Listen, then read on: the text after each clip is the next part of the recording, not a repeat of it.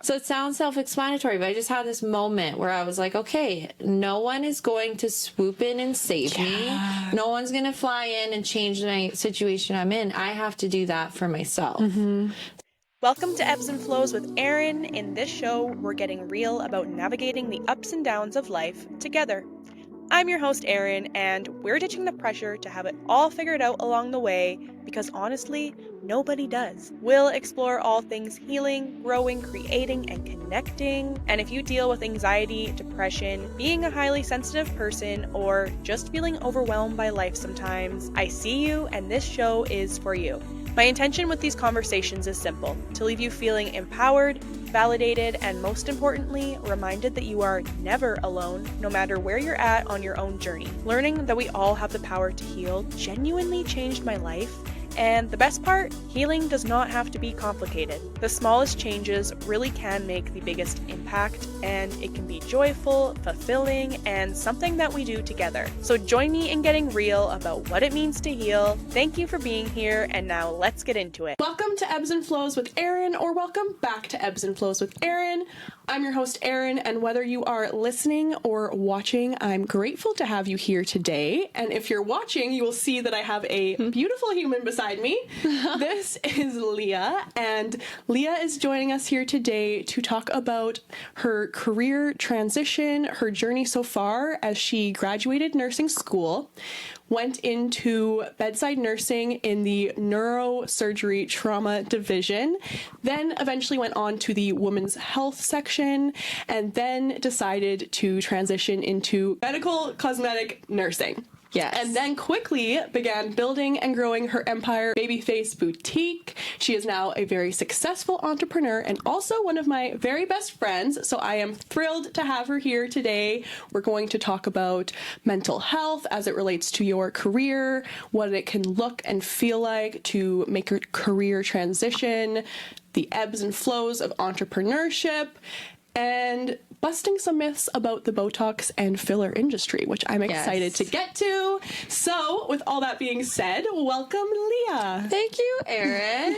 I'm so excited to be here. There is no other topic I feel like I'm more passionate about, just especially with talking to people about not staying complacent with where you are in life, whether it's your career, relationship, or whatever it is. Yes, I love that. And I was thinking about that leading up to this episode and genuinely always admired how you are so aware of what your standards and what you want for your life, but then taking action, which I feel is quite a struggle for a lot of people. They can dream about, think about, or even just have an inkling of what they want in their life, but it's a struggle, or they ruminate in the, oh, it's going to be hard, or worrying. And I've always admired that you go for what you want, you make it happen. So I'm excited to talk to you about it today because I know it's going to be really helpful to a lot of people.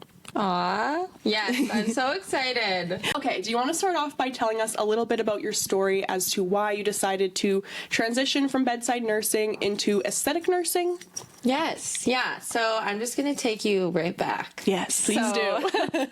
Back in 2019, I graduated as a registered nurse. I was not one of those girlies that went into nursing school being like, I'm going to be an injector, like this is my goal. I always thought I'd be working within the hospital context or like an acute care context. So jumped right into it, neurosurgery trauma.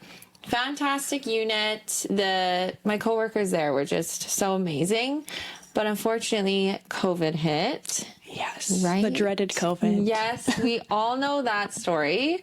I won't go too deep into that, but on that neurosurgery trauma unit is just constantly working so short-staffed. And then that was stressful. And then on top of that, there was talk of pulling me to work in ICU when I had zero ICU training, not an area I've ever desired to be in. So that also was very stressful. So then I just decided, you know what, maybe let's switch into a fluffier area of nursing, maybe an area I feel a little more passionate about. And then that ended up being women's health.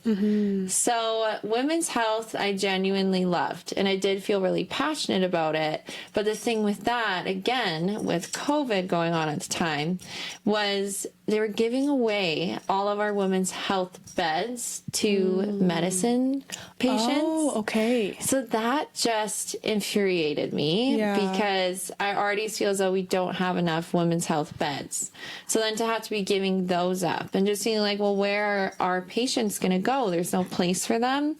But when I was in women's health, I just felt like no matter how much I huffed and puffed about it, advocated for my patients, and we all just felt like it didn't matter how good of a nurse you were, how hard you worked. You clocked in, you worked your 12-hour shift, and it just felt like you were a number at the end of the day. So at one point, like December 2022, I've always been really lucky where I felt like my mental was really strong. And that was the first time ever I felt my mental was on shaky ground. Yeah. So that terrified the crap out of me. With that is when I kind of realized, like, okay, I need to change something here. Like this, I'm not going to choose this for the rest of my life. And that's actually when I came across my now favorite quote that I live by. Are you ready? Yes, I'm ready. I love this. My favorite quote is, if you are not changing, you are choosing. Okay, that literally popped in my head as you said that. And if you didn't bring that up, I was going to say, I heard this quote. It was floating in the air between us. I love that so much. And that is life-changing. Right? Yeah. So with that, it just kind of gave me a kick in the butt. And it also sounds so self-explanatory, but for some reason, like I remember, like I was just miserable during this time, and any poor soul that came across me and asked this simple question of how's work going, I'd go into like this raging, venting tangent of just how terrible it was. And then I remember though, this one time I did that, whoever it was just like, yeah, I'm sorry to hear that. I was just like, anyway, so what do you want to do for food later? And I just died inside. Yeah. Just like this big, felt like all the air just came out of me because I was like, I'm in such a terrible space. I'm so upset. Everything's awful. And it's just like life goes on for everyone else. Yeah. You know? Yeah. So it sounds self-explanatory, but I just had this moment where I was like, okay, no one is going to swoop in and save me. No one's going to fly in and change my situation I'm in. I have to do that for myself. So even though it was scary to switch professions and then like, I'm going from the nursing world to like a business world. Yeah. And I'm like, I know nothing. There's so much to learn. Yes. And it was a financial commitment too, right? Just to, especially when I was opening my own business and buying everything for that. So yeah, it was just those two realizations. If you're not changing, you're choosing. And then also no one's going to take you out of your own situation but yourself. So yeah, I found why I chose aesthetic nursing was because when my mental health felt shaky, one of the first things to go was self-care. Yeah. And I actually hadn't been doing any self-care for months. It was just like survival. Wake up, get ready, go to work, go to bed. Just repeat, repeat, repeat. The gyms are closed. That's huge for me. So yeah, and then I was like, wait a minute. So now my job, aesthetic nursing, I have clients come in and they'll say, oh, like I've had babies, I haven't been able to do anything for myself for years. Or I'll have people come in who've just gone through a divorce and they just want like a bit of a pick me up, boost my confidence. And to me, that is so fulfilling. Absolutely. Yeah, that makes a lot of sense. I was reflecting on that too ahead of this episode, where people can say whatever their opinions are, but you're literally helping people to feel better about themselves. Yes. And I think that's what matters in the end of anything. You want to feel good about yourself and you get to see the impact you're making on every single client. Yes. Yeah. And just impact those little tweaks, little treatments we can do just for your confidence and just enhancing your natural beauty. Yeah. So, okay. I love that. And I remember when Leah was struggling in the COVID nursing days. You're probably one of those poor souls who asked me how work was going. I'm so sorry. No, I remember feeling really I kept saying, well, I think all the girls would be like, you're a superhero. You're literally a superhero. You're a superhero. Because I think it takes a very special human to have worked through that in those conditions at that time. But I really like what you shared about, first of all, if you're not changing your choosing. And not only hitting the point where you realize like no one's going to come and save me, because again, I feel like it's so easy to kind of spiral in the realization that you're not happy with your job or anything, and then continue in the spiral without taking any action. Yeah. Okay, so can you share a bit about maybe how it has impacted your mental health now that you have transitioned into a different career path? Yeah, I would say every way positively, to be honest. The biggest thing for me is freedom. The freedom of making my own schedule, taking whatever time off I want, whether it's for a friend's wedding or a trip I want to go on. So that was really difficult in my previous job. It was like you're constantly being told no. Yeah. So for me, that freedom then also gives me more time to prioritize my self-care, also while building something that I'm very passionate about. Yeah. Yeah. So like I don't know. If that's not fulfilling, I don't know what is. Yeah, what is life about if it's not about feeling passionate, really? Yes. But then one other thing, when I tell people this, it seems to fascinate them, but we're always told that stress affects us mentally, physically, blah, blah, blah, right? So for me, I, every year, go to my doctor annual checkup or whatever it is. They always do blood work, and every single year, iron's low, B12 is low. Yeah. I'm like, okay, I'm literally just a girl. Like, this is just, this is something we normal. deal with. Like, okay, take your iron pills and go. Like, you're fine. So I get called in after my checkup. Like, I had just been a few months, I had quit bedside nursing, just injecting. So, oh, here we go. Usual chat. And the doctor is talking about other things. And she goes, yeah, you're good. You can go. And I go, no. This isn't what we do. Like, what about my blood work? You're going too fast. What about my low iron and my B12? Yes, hold on. Like, where's my lecture? And she goes, no, your blood work's fine. And I go, excuse me? What do you mean it's fine? And she goes, yeah, your blood work's good. And I said, no, it's always low. And she says, yeah, because you're not stressed out working in the hospital anymore. Oh my gosh. I was like, what? So it literally physically impacted you positively to get out of that. Yes. So to see that in physical numbers, like I think that's more how my brain works, to see it on paper of how much that stress was affecting me, not only mentally but physically. Yeah. And ever since, every checkup, my blood work's good. I believe that, knowing what I know now, but I think it is important to share that with people, because maybe they hear, again, like you said, oh, you'll be happier, you'll have more freedom, but you literally will be healthier and probably live longer. Literally. You're going to live longer, sis. Yeah. And I'll keep up with your Botox and filler, and you'll look cute. You'll look good along the way. You'll look good while you age. Yeah.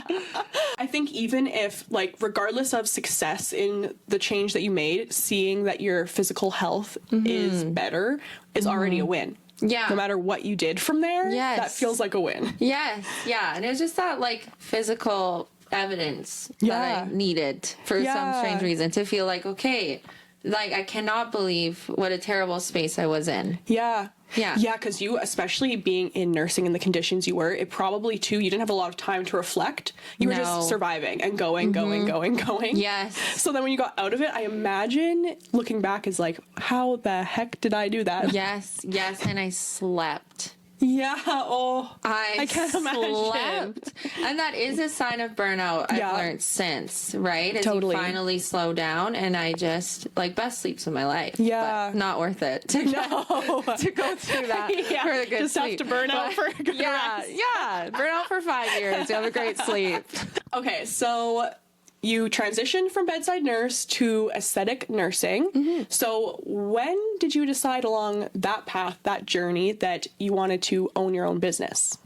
As cliche as it sounds, I needed to be my own boss. Yeah. Like, I needed to be. And I think it comes from having worked in a chaotic hospital environment for so long. I even had a fantastic boss injecting at a clinic. Like, I love her.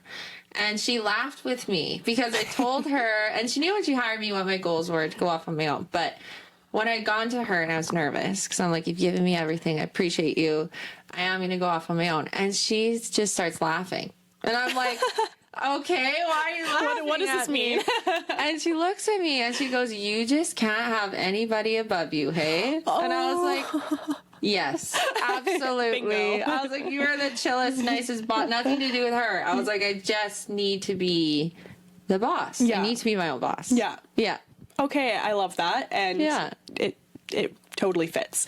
So what are your maybe favorite thing, least favorite thing about entrepreneurship that you've learned Yes. on this journey? Yes, I would say favorite thing totally plays into that last topic. It can be looked at as good or bad, but control. Yeah. Having control. Again, I think it's a little bit of a PTSD thing, but just knowing, like, I know everything that's going on with the business. I know what's going on with the clients. Yeah. So I love that element. And again, making my own schedule. I can take whatever time off I want. So that's definitely been, I'd say, my favorite part of it. That makes sense. It's like you said, it can kind of go either way. Yeah. You're in control and it's up to you. So it's up to you, but Yes. it's up to you. Yes, that's such a good point. Sometimes it's horrifying. And you look around, you're like, oh my gosh, there's no one else here except me. No one can help me with this. Or least favorite thing, I would say, is not so much with being an entrepreneur. It's more so with the day and age we live in. And that is how accessible you are at all times. Yeah. Yes. Oh, I can imagine that skyrockets when you own your own business. Yes, and that's the thing. Like, clients, any time of day, any day of the week, they can reach you, right? Yeah. Whether it's a text, a phone call, a DM, an email.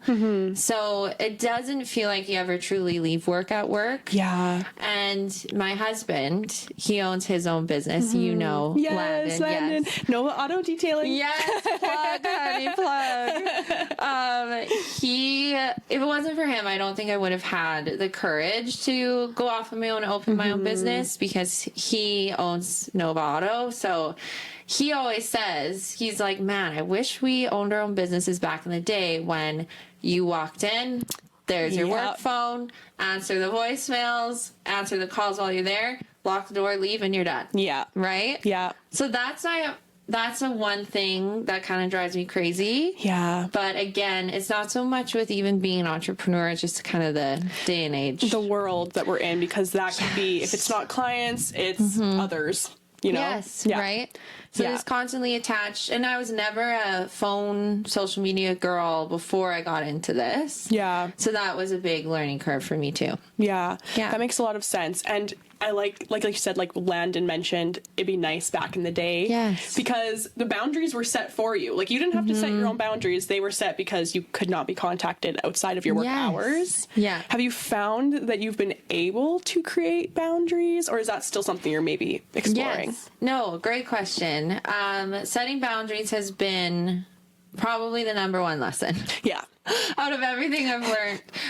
Because when you first open your business, like, you are hungry. Yeah. Which is so good, but you'll take any client. You'll answer that DM at 1 a.m. Like, you want any business you can get. But I've found that those two things are actually the most harmful things you can do to your business. Yeah. One, you're burning yourself out. And so an important boundary for me was that DM that this girl, she's probably out drinking with her friends, and I was like, where'd you get your lips done? Yeah, those lips look I want to good. go to that injector. Like, she's probably drunk right now anyways. Like, I can wait. Yeah. I can answer that Monday morning at 9 a.m. Yeah. Right? Absolutely. Also don't want any impulse bookings going on here either. Yeah. So that's definitely a big one for me. Yeah, and then just besides that, just progress over perfection. I love that. Yeah, so that's a big one. Because again, like, is your reel going to be perfect every time you post a reel? No, just post it. Yeah. Your website's going to be a little embarrassing at first, Yeah. okay? Like, just publish it. Totally. So, yeah, and just learning, like, perfectionism at the end of the day actually just causes you anxiety, and then you procrastinate that task that you're stressing about. 1,000%. Yes. I did a whole episode on the truth about perfectionism. Yes. Because it is so mind-boggling when you learn about it, especially if you identify as being one, because you have thought, I just have really high standards. Yes. But it's really holding you back. Yeah. And creating, anxiety. You stay in the analysis paralysis loop. Yes. And I've been on my journey finding that too. It's like, you just have to post post it or put it Yeah. out there. And not everything is going to be Just do perfect, it. but also no one's thinking about you or noticing that Yes. as much as you are thinking about it or noticing it. Yep. So- and every time my reels that hit are like the stupid ones Yeah. that I took like maybe 30 minutes to post, and then like those blow up, and I can do like 2 weeks on like a vlog or an education post, and I like post it. It's gonna do so good. Flops. Yes. I'm like, if you guys could tell me what you want, that would be highly appreciated. I've been learning about this in the marketing world, that a lot of the time it is the easiest, most like off the cuff things that will go viral. Yes. And then things that you really focus on to provide value, they don't necessarily provide virality, but a lot of the time that is what's bringing in like clients, because Yeah. followers don't always, or likes don't always equal business. Yeah. Yeah. So you need a mix of both. But if you haven't, we'll get Leah's social media at the end, but you Yes. have to see her reels because she's hilarious. They're my favorite things to pop up on the feed. I'm a little unhinged, but I truly love making them. And that's nice too. Like, that's an element you can just have fun with too. Yes, but I feel it's like the little kid in me that loved making at-home Yes. videos. I feel that 100%. Yes. Now Reels is like our outlet. Now Yes. that we're older. Yeah, they're not like 5-minute Facebook, YouTube videos, Yes. but Yes. that's probably for the best. Yeah, we're gonna bury those. Yeah. We're not giving you guys the links to Burn those it. videos. Those are forever hidden. That would be good. Yeah. Okay, so do you have any advice that you would give to someone who maybe came to you and said they were struggling in their job currently with their mental health, feeling like they were maybe getting a little shaky mentally, as you had mentioned when you were nursing, and maybe they're contemplating a career change? Is there any advice you would give them? Do it. Yeah. Just do Yeah. it. Do it. Nike, just do it. Do it. Yeah. I'm telling you, do it. Like, no salary, job title, job perks, I don't care what it is. None of it is worth it. Yeah. None of it. The amount of people that were like, oh, but your pension. I can only imagine how Oh, much but you your got comments. benefits. I'm like, Yeah. are you joking? My whatever was going in the pensions now invested and actually making me more money. Yeah. So, yeah, I would definitely say don't stay complacent because of the fear of the unknown. Sometimes just looking at a job board and Yeah. just seeing what else is posted is enough to remind you that you're not enslaved Yeah. to the job you're in. Like, sometimes Yeah. that gives you enough freedom alone. Totally. Staying open. Yes, staying Yeah. open, and even if you feel like you aren't qualified, just apply, because women's Yeah. health, when I applied to that, literally during my interview, I said, by the way, any obstetrics questions, I will be pulling from nursing school knowledge from 3 years ago, because I don't know. And they still hired me. Yeah. But they hired me based on my other skills and Yeah. skill sets that they really liked. Yeah. So definitely just apply. Even that sometimes makes you feel better. And one other piece of advice I was given actually years ago. So as nurses, the gray nuns are like mini celebs to us. Yeah. Like, That's so funny. they're celebs. I don't even know if there's any left now. Like, when I got to meet one, and it was a huge big deal. It was a big deal for me. But yeah, it's like straight out of a movie. She's like her nun robes on, and her big cross hanging from her neck. She's like a 92. Like, Oh my gosh. so I go up to her, and I'm like third year nursing student at this time, and I just said, what's your one piece of advice for a baby nurse starting out in this world versus, you know, coming from someone like yourself? Like, I really respect you and everything you guys have done, because the Grey Nuns came to Canada in the 19th century, and they actually founded a bunch of hospitals here. One that's still operating, obviously, is Grey Nuns Hospital. Yeah. So I'm so excited for whatever piece of advice she's going to give me. And you know what she said? What? She said, if you find yourself in a specialty of nursing that you don't feel passionate about, keep switching until you're in one you're passionate about. Oh my gosh. Yes, like this woman could have said, make sure you're always so compassionate Yeah. or so caring or whatever it was. But she was like, nope, you keep changing jobs. She had learned probably. Yes. Oh my gosh. Yes. So that also really stuck with me. Yeah. But yeah, for anyone complacent in your job, like, get up from your desk and quit today. You can though. No, it's true. Like if you wanted to, it's reckless. I don't recommend doing that, but like you could. You could. Right? And something that has been helpful to me as a reminder is reframing it to yourself. A lot of the time, well, society makes you feel like you need your job, the job you're in, but a lot of the time if you step back and look at it, your job needs you. Yes. And there are other jobs out there that would be blessed to have you, and your job needs you. So if it's not serving you, and if you've maybe tried to find ways to help it serve you more, if you've asked for ways for it to serve you more and it's not, something else out there is ready to serve you. And maybe it's your own 100%. business, maybe it's a different job, but like Leah said, there are options. Like there's always options. There's always options. Yes. So just do it. And don't listen to all the comments like I'm sure you got of people are projecting their own fear onto you. Yes. And yeah, just The know biggest that's them. thing. It's not you. And sometimes it'll be the people closest to you. Yeah. Which will be a little shocking, but you just have to trust yourself. Yeah. And really trusting your gut. Yeah. Is huge. And just if something feels right, even though it still feels scary, it's right. Yeah. It always is. Yeah, that's huge too, because anything new is going to feel scary at first. Yeah. But yeah, just listening to yourself. I love that. I love that too. Okay, so now we're going to move on to the topic of myths about Botox, fillers. Maybe you've heard that they are quote unquote bad for you. We are going to talk to an expert, Leah, and we're going to bust these myths. I know in the wellness world, I'm really excited to talk about this because you'll get such mixed opinions. I think they're just opinions, really. Some people are open, like I get Botox from Leah. Yes. And I don't think there's anything wrong with that. But you'll then maybe, like we said, social media, you're scrolling through reels and suddenly someone's telling you that you're going to die earlier because you got like injected. So we're going to set something straight with Leah. Yes. Okay. So what would you say to someone if they, and I'm sure maybe you've gotten comments or read things, worrying about effects or that Botox or filler is bad for them? Yeah. So first of all, there's a lot of fear mongering online. And for some reason, with the field I work in, Botox, filler, injectables, people feel obscenely passionate about it.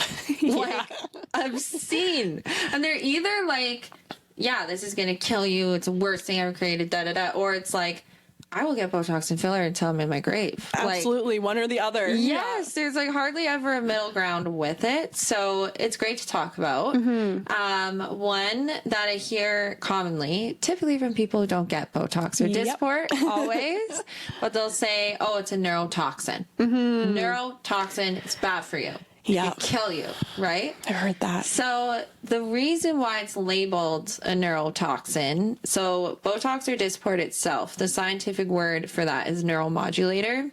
How neuromodulators work is by temporarily blocking the nerve impulse to a muscle. Okay, so once that happens, that muscle can't fully contract as it normally does. So is that functioning in a paralytic form? Yes, but in such a small amount. Yeah. So it's labeled as a toxin because we're inhibiting that muscle from doing its normal function. Okay. Okay, but that's the only reason why it's labeled as a toxin.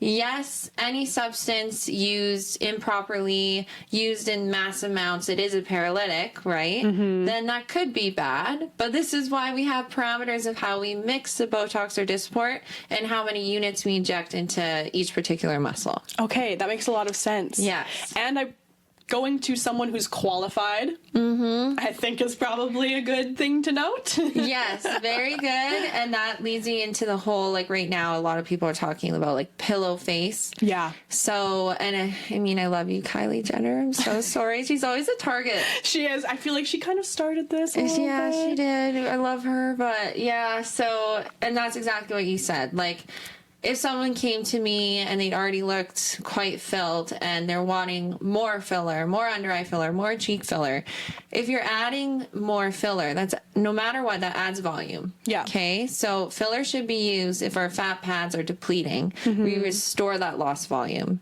So someone that comes to you already filled and there's no sign of lost volume and you keep adding more and more, that's where we get the appearance of pillow face. Okay. So going to an injector who is highly educated but also prioritizes more of a natural result and looking at their work would definitely be my best recommendation to avoid that. Yeah. Okay, that makes sense too. And that is the work you do.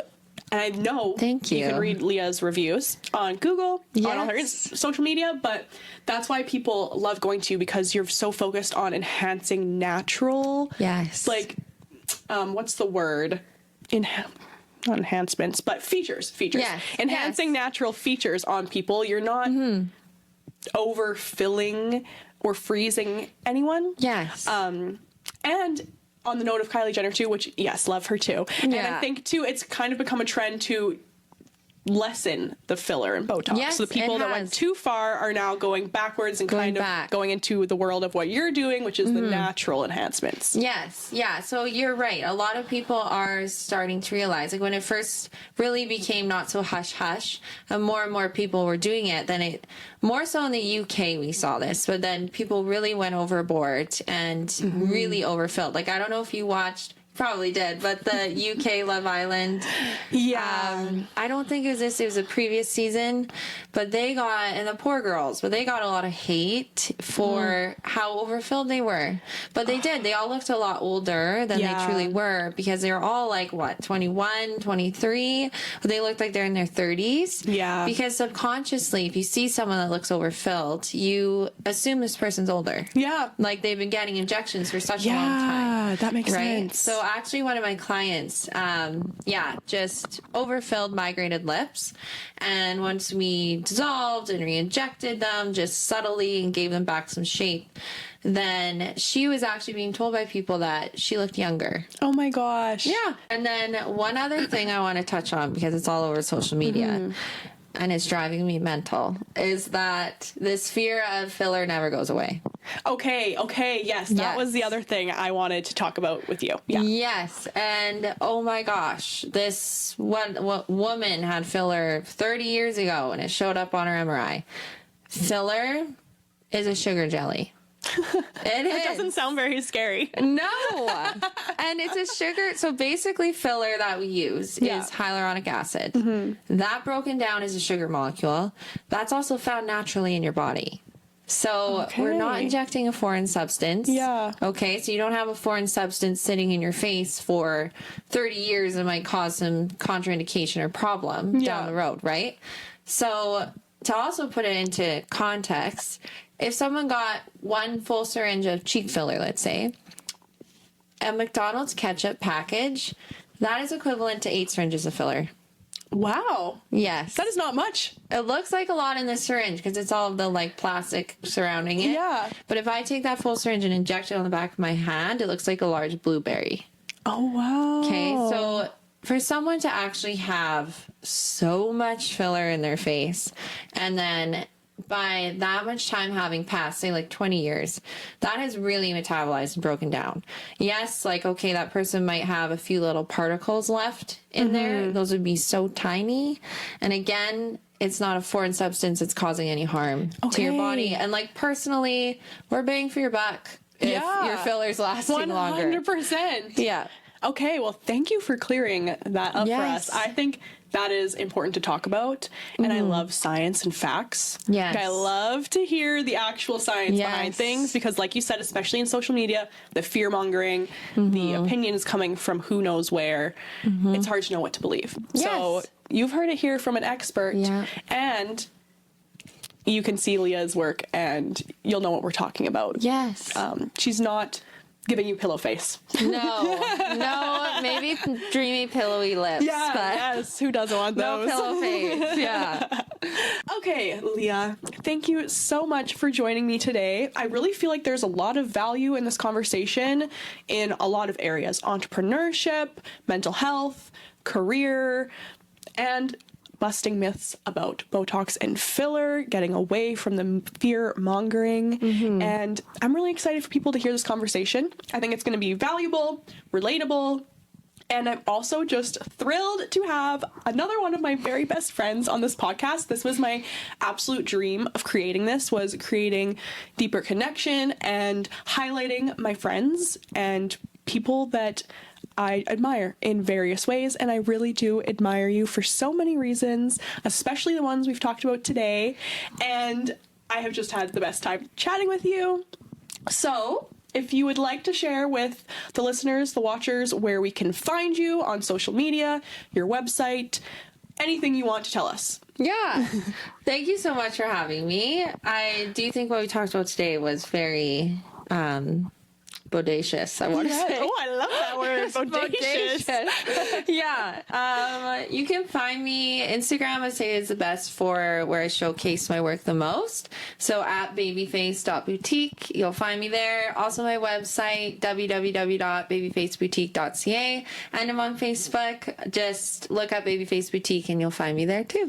Yay! Yeah. Oh my gosh. Okay, amazing. Thank you again. Yeah. I have loved having you here on this podcast today. Thank you all for listening, watching. I'm sending a lot of love and gratitude, and I will talk to you next week. Bye-bye. Bye.